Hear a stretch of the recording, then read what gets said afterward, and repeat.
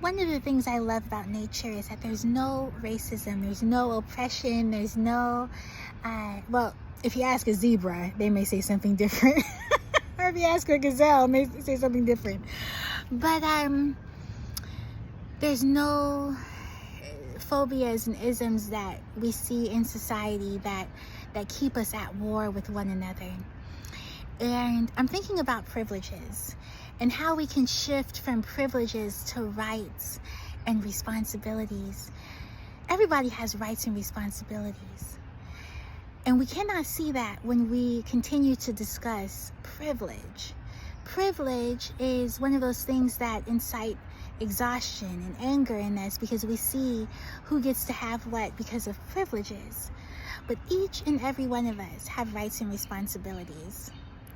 Now, I remember being in 3rd grade, and there was a clipboard for signing up, and the sign up was for activities after recess time, so we would cool off after recess time with some calming activities in the classroom. And I remember getting the clipboard, and it was probably up until the last week of school or the last month of school where I was not one of the last kids to sign up.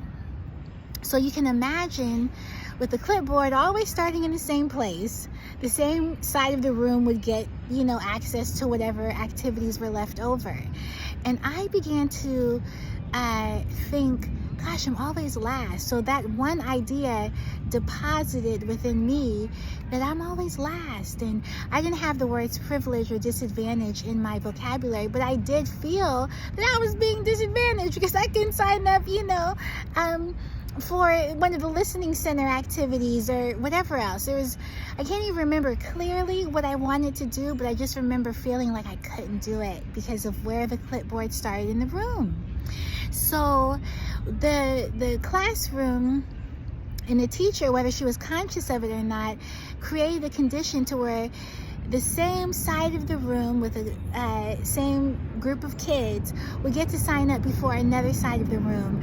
And we could have cried injustice and privilege. Now, a lot of people are hurting. And when you hear me say crying, I am not diminishing the pain that we feel because we are marginalized, brutalized, threatened, assassinated, violated, at all levels of government, institutional deaths, spiritual deaths. Look, don't get me started on spiritual deaths and how institutions play into that, okay? Whether it's the church or the prison or the school, okay?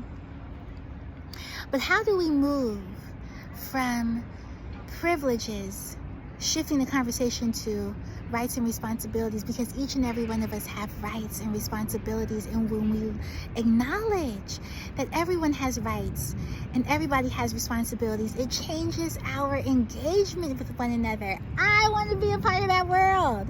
I want to be a part of that world where we honor one another. You don't need to be a dignitary in order to be treated with dignity, right? We honor people. And that's why, the word through scripture, really highlights some inner conflicts within us, because it's like, well, why do we treat that person with respect and not this person? And now some people are disrespectful, so we do have to, create that distance for safety purposes. We don't want to go off. We don't want to be hurt. We don't want to hurt, whatever the case may be. Completely understood. We have to set boundaries. When we acknowledge that everybody has rights, the conversation around boundaries flows into that. If you have a right to your peace of mind, if you have a right to safety, whether it's in your home or on the street, then I have a responsibility to honor your rights, because honoring your rights is honoring mine. Let me know what you think.